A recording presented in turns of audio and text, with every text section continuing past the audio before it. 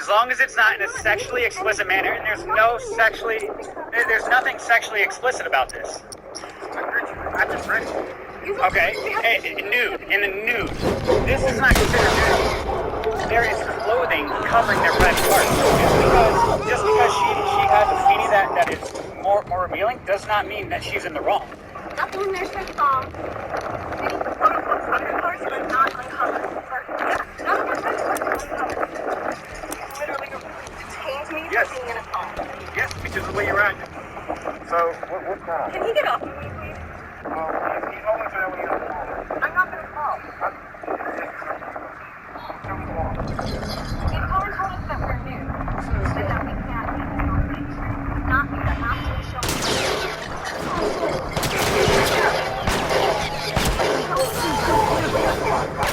And then he put me in custody.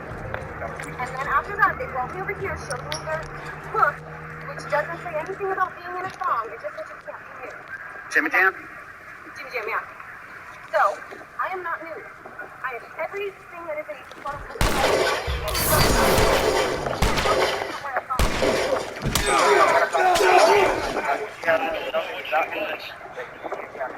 But dear, you can't tell us that. Anatomical parts should be my You can't just make things up at your discretion. Listen, I'm not making. I'm telling you what the city wants. I'm not saying, hey, anatomical parts. I'm saying it's just what the city wants. So, let me know what you ordered for. Just a minute. You're not the only one. You have to have one cover. How's that going? You said no. She asked you to show you. She asked you to show you, and then you guys said no right off the bat. So she did say walk away after that. Ms. Panda admits that she essentially walked away from the officers when they initially approached her about her swimsuit, and the officers claimed that her behavior is why they elected to place her in handcuffs. It is difficult to conclude anything definitively without footage of this encounter. It's likely that the officers were attempting to legally detain her to investigate a potential violation of Myrtle Beach's public nudity ordinance. Although officers are permitted to use handcuffs when detaining a suspect who is deemed a flight risk or a potential danger, the unnecessary use of handcuffs can give rise to excessive force claims against police officers. In the 1989 case of Graham versus Connor, the U.S. Supreme Court held that when an excessive force claim arises in the context of an arrest or investigatory stop of a free citizen, it should be analyzed under the protections of the Fourth Amendment, which guarantees citizens the right to be secure in their persons against unreasonable seizures of the person. Under the Fourth Amendment standard, the force used must be reasonable under the circumstances from the officer's point of view at the time the force was used. In explaining this standard, the court stated that, quote, the calculus of reasonableness must embody allowance for the fact that police officers are often forced to make split-second judgments in circumstances that are tense, uncertain, and rapidly evolving about the amount of force that is necessary in a particular situation. If Ms. Panda were to file an excessive force claim against the officers for placing her in handcuffs, the court would apply the standard outlined in the Graham decision and, quote, determine whether the officers' actions are objectively reasonable in light of the facts and circumstances confronting them, without regard to their underlying intent or motivation. As mentioned before, it is difficult to conclude whether Officer Dick's use of handcuffs were warranted without seeing footage of the initial encounter. But if Ms. Panda did attempt to walk away from the officers after being detained, then there is a high probability that a court would find her handcuffing to be justified. You want to climb around and throw your weight around like I have to do everything you say. That's not a thing. So if you don't want to show me something, you don't want to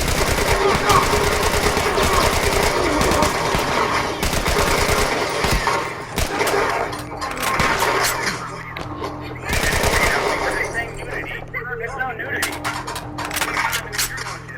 For what? Hindering. Officer Dick threatens to arrest Miss Panda's boyfriend for quote-unquote hindering, which is likely a reference to section 14-63 of the City of Myrtle Beach Ordinance. The ordinance states that, quote, while a law enforcement officer is actively in the lawful discharge of his duties relating to law enforcement, investigation, or arrest, it shall be unlawful for any person to place or position oneself in such proximity to the law enforcement officer that would have the effect to physically obstruct, hinder, or molest the law enforcement officer in the performance of the public duty. Given that the code requires an individual to physically hinder the officer to be found guilty of this offense, it is highly unlikely that a court would conclude that Ms. Panda's boyfriend violated his ordinance by merely... We have her different. Have her know they're different. I'm investigating that right now. Okay, and I'm with them. What though? So, like, no, Okay. Invoke the fifth right now. That's it. Just there's no need to talk and to speak with them. They're being irrational, unreasonable, and that's just how it is.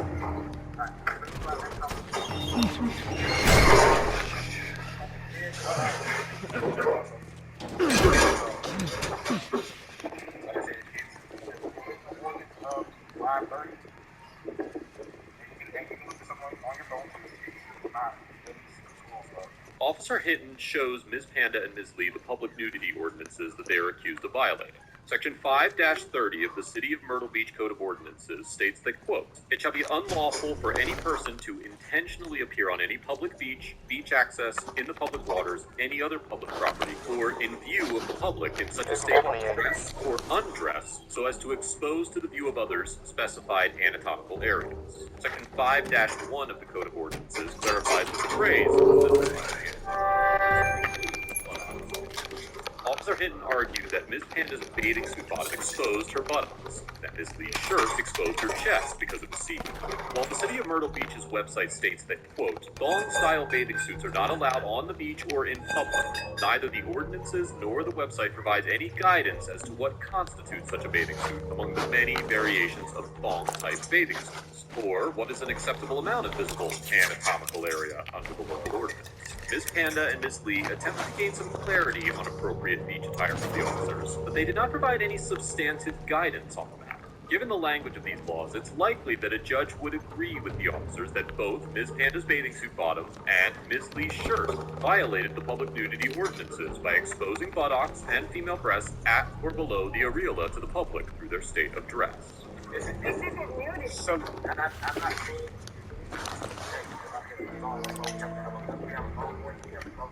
Two, if you're out here in a bathing suit and a cover up, you have a thong under it, that's fine. So what's considered a thong? Because that's a Brazilian cut bikini. We're not getting Well, it does matter because if I'm gonna go buy a bikini, I would like to know if I can wear it. But our ordinance should say Okay, so then that's a buttocks over there. So okay. No, okay. After discussing the public nudity ordinances, the officers allowed Ms. Panda and Ms. Lee to leave without further incident. Ms. Panda posted the interaction on her Facebook page, Instagram, and YouTube, writing on her Instagram post, quote, "I will not allow women to feel like they are obligated to dress a certain way because it makes someone else feel more comfortable. This is a vulgar use of force, an egregious overuse of power, and it needs to be addressed." In an interview with WPDE Myrtle Beach, Ms. Panda pledged to take action, stating that while she wants to get the ordinance thrown out entirely, if the law is going to stay on the books, she believes it needs to be easier for people to understand and for police to enforce. Ms. Panda said in the interview that she was in the early stages of the process, but it is unclear whether she filed a complaint about the incident or what type of legal action she plans to pursue. I did not hear any lawsuits that were a few weeks after first, South Carolina was and her teenage daughter filed an excessive force lawsuit against the Myrtle Beach Police Department for another incident involving Officer Reppy and Officer Dick. The complaint alleges that the officers necessarily held them at gunpoint during a traffic stop that occurred when the women were driving a rental car with a license plate that had previously been reported as stolen. Overall, Dick and Officer because although they maintained an investigation, the officers made no effort to de-escalate the situation, maintained a rude and condescending demeanor throughout the interaction, and baselessly threatened to arrest Ms. Panda's boyfriend. Regardless of the language of Myrtle Beach's nudity code exactly describe the type of bathing suits Ms. Panda and Ms. Lee were wearing, the officers would likely have been within their authority to investigate them under the suspicion of violating Section 5-30. As mentioned in many episodes of ATA, corroborating the evidence offered by a 911 call. And once the officers received the call and located two individuals that matched the description offered by the caller, the foundation for reasonable suspicion was built. The officers also made the decision to contact a superior officer, which significantly contributed to the peaceful resolution of the interaction. All that said, the officers utterly failed to de-escalate the encounter, and Much of their language was accusatory and tone-deaf. They also threatened to arrest Miss Panda's boyfriend for verbally criticizing their actions, but ultimately did not act on these threats. Much of the Myrtle Beach officers' conduct was within the bounds of their authority, but their lack of professionalism and poor discretion disparaged the legitimacy of their investigation. Ms. Panda and Ms. Lee get a B, because although it is likely that they were lawfully detained, the two remained calm and collected throughout the encounter, had the awareness to begin recording, and posed legitimate verbal challenges to the officers without becoming overtly hostile. While it is likely that Ms. Panda and Ms. Lee were in violation of Section 5-30, they did not challenge the existence of the code, but more so the code's verbiage and constitutionality. Ms. Panda's two principal points were that, 1, what she is wearing does not fit the language of the code, and 2, the code should not grant officers the authority to wear within reason. Both value. Section 5-30 does appear to raise some questions of constitutionality. However, the constituents of a municipality are free to participate in the drafting of local laws, and codes such as this one typically reflect the majority opinion of any given community. The fact that the police were called on Ms. Panda and Ms. Lee is likely a testament to the overall consensus of the local citizens regarding the code, and there is a strong possibility that Section 5-30 would have been challenged long ago if the citizens of Myrtle Beach found it to be unconstitutional or misaligned with their community values. Much like many other aspects of life, the law can be seen as a relative concept that should be interpreted and enforced based on the societal standards of the locality it governs. And although a majority of Americans would likely disagree with Myrtle Beach's enforcement of proper swimming attire, the citizens of Myrtle Beach are more than capable of participating in their local political process and dictating the code and conduct of their community. Let us know if there's an interactive legal topic you would like us to discuss in the comments below. Thank you for watching, and don't forget to check out the ATA Patreon page for more police interaction content.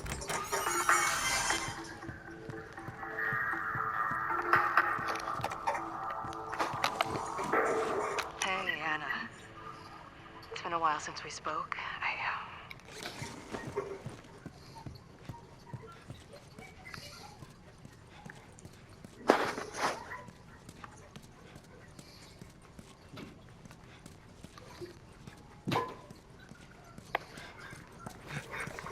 Tonight, you paid for it more than $1 million and growing by the day because of a decision by a city attorney to challenge an elderly blind man. Tonight, Chief Investigative Reporter Tony Kovaleski uncovers a questionable series of legal decisions by the city of Denver's top authority. And Tony, a jury has already sent a strong message. A strong message indeed, Anna, but it's a message that Denver City Attorney continues to fight. Tonight, a bit of a math lesson for you. Watch as $45,000 turns into more than 1.25 million tax dollars. That's why Denver 7 investigates. One of the worst things ever happened to me outside of looking my eyes. It's a journey that started 4 years ago at Denver's Greyhound bus station. Explain what happened before you were arrested, before you were wearing handcuffs. A journey that included time in jail, accusations of excessive force, a jury verdict, and hundreds of hours in legal fees. Okay, so when the officer asked you to leave, did you strike him with your cane?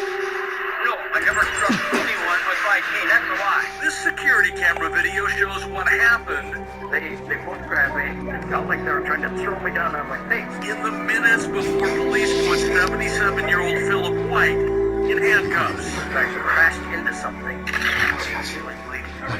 So it really stunned me. The altercation left White bloody and bruised. The city eventually dropped all criminal charges, and White responded with this civil lawsuit. White says he filed the lawsuit to send a message to Denver police. The jury sent that message, a verdict that included $100,000 in compensatory damages and another $300,000 in punitive damages, plus all legal fees. Would you have taken $100,000? I'm sure I would have, yes. And that's really the focus of our investigation. This court document, uncovered by Denver 7 Investigates, shows White's attorney offered to settle for $140,000. The city countered with a $55,000 offer. And you heard White say he would have accepted $100,000. So the two sides were essentially $45,000 from a pretrial settlement. We tried over and over to settle this case with the city of Denver before it went to trial. Attorneys Maury Newman and Daryl Kilmer represent Philip White. Should the city attorney have been able to foresee this kind of verdict? I think this verdict was not surprising at all. Denver City Attorney Scott Martinez elected to roll the taxpayers' legal dice, and the math raises questions about decision-making by the city's top attorney. The taxpayers should be outraged at how the city attorney is guiding this case. Instead of coming up with another $45,000 to settle, Martinez elected to try and convince the jury that the use of force by Denver police against a 77-year-old blind man was justified. Denver taxpayers may now have to pay $1 million. That's ridiculous. Hard questions should be asked of the city attorney's office. Tony Kovaleski from Denver 7. Here to see the city attorney, Mr. Martinez. Denver 7 Investigates made multiple requests to speak with city attorney Scott Martinez. Do you expect the city attorney to answer our questions? I expect the city attorney to try to avoid your questions. And those questions center on making sense out of the dollars. Taxpayers are now on the hook for the $400,000 verdict. More than $500,000 in Mr. White's legal fees, and legal expenses racked up by the city. Documents reviewed by Denver 7 show the city has spent nearly $200,000 on private attorneys, and Denver has also spent tens of thousands of dollars in salaries for employees working the case in the city attorney's office. This is costing all of us as taxpayers unnecessary dollars, and it's simply reprehensible. So a pretrial decision over a difference of just $45,000 has now grown to more than $1.25 million. Oh, you all set? Okay. 4 years after the incident at the Greyhound bus station, more than 6 months after the jury verdict, Philip White has not seen a dime. I should hear an echo off the fence. So I think I'll go over here so I don't miss it. And now Denver City Attorney has decided to appeal the jury's decision. They just think they can win the long game because Mr. White is now 81 years old. It's really disgusting. Denver thought this is one we're going to take to trial. And they did, and they lost. And they're still fighting it. They're going to fight it until Mr. White dies. So I wonder why they're fighting it so much. You know, that's not justice, that's for sure. So instead of an interview, the city attorney's office responded with a statement referring to the ongoing appeal, reading in part, "We are awaiting a decision from the court, and thus we cannot comment until the judicial process has concluded." Now, we also found this interesting. One of the co-defendants, Greyhound, and a private security company, both elected to settle their parts of the case before going to trial. And Thank you, Tony. By the way, if you have a tip about this investigation or anything else for our investigators, call our tip line at 303-832-0285.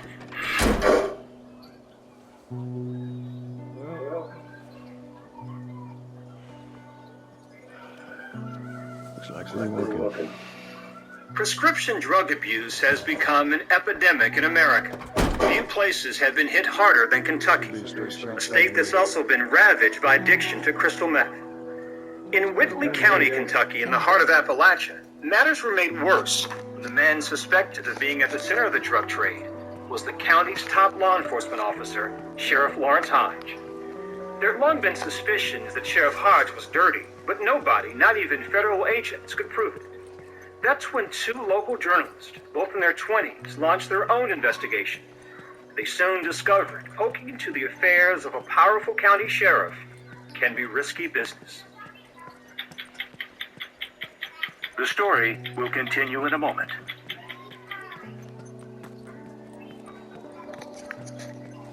You know, you're 20 years old, you're taking a shower one day and getting ready for class, and you get a call from a federal agent because there's a credible threat against your life. Everything about it's just so surreal, you know, you don't think a whole lot about it. Then later that night, you know, you start thinking, you're like, geez, somebody wants to kill me. That's a little odd. And it's the sheriff. The sheriff wants to kill you. This wasn't exactly how Adam Saltridge had pictured a career in journalism. Adam was born and raised in Whitley County. In 2009, he was a sophomore at the local college, needed a job. The county's daily newspaper, the Times-Tribune, had an opening, and soon Adam had his first assignment and dangerous enemies. Why did you feel compelled to buy a gun? you do have a credible threat against your life. And it seemed like a pretty reasonable thing to do. Samantha also purchased a gun at the same time. Samantha Swindler, then 27, was managing editor of the Times Tribune and Adam's boss. We were reporting on people involved in the drug trade. And people who are all hopped up on oxys. I don't know what they're going to do. I thought if something happened, I'd go down with a fight. Samantha was exotic by Whitley County standards. Born in New Orleans, educated in law. She tangled with public officials as editor of a small newspaper in East Texas. She saw familiar signs in Whitley County. There are problems in this community with the good old boy system, corrupt politics, that kind of thing. It seems to me in many ways that this community's strength was also its weakness. This is a nice, polite place where people have polite conversation. People are very proud here, and it's a good thing, but it's also a bad thing in the way that it doesn't allow you to see the things that need change. Whitley County, Kentucky, population 35,000, is tucked in the state's southeast corner on the border with Tennessee. People here take pride in the natural beauty of Cumberland Falls and in historic Sanders Cafe, birthplace of Kentucky Fried Chicken. There is also poverty. The median income is $26,000. Drug addiction is rampant. Throughout the region, red signs identify homes once used as meth labs. And then there is prescription drug abuse. Oxycodone flows in so freely they call this stretch of I-75 the pill pipeline. In 2002, Lawrence Hodge was elected sheriff of Whitley County on the promise he'd clean it up. The sheriff's raid on one meth lab was covered by the local CBS affiliate. When I knocked on the door, the smell was already knocking me down. We're glad to shut it down and put a dent in our drug problem here. But early in his tenure, there were rumors. Talk around the... No matter what, you keep finding something to fight for. Now, I know that's not what you want to hear right now. Swear to me. Welcome to Audit the Audits, where we sort out the who and what's and the right and wrong. Swear to me that everything that you said about the Fireflies is true. Suspect identifications and commercial leases, and is brought to us by the Westerville Police Department. You can find a link to the original video in the description below. Before we dive into the interaction, I want to give a big thanks to the sponsor of this episode, Private Internet Access. Privacy is one of the many pillars of liberty. Being in control of your digital footprint is a vital element of modern privacy. Every year, digital privacy becomes increasingly more complex and impactful in our day-to-day lives. And securing your internet traffic and browsing data is essential to ensuring your privacy is respected. Private Internet Access is one of the foremost VPN providers on the market, with over 30 million downloads from all over the world. They use world-class next-gen server infrastructure in over 75 countries, meaning you get a secure, reliable VPN connection anytime, anywhere. As it changes your IP address and reroutes your internet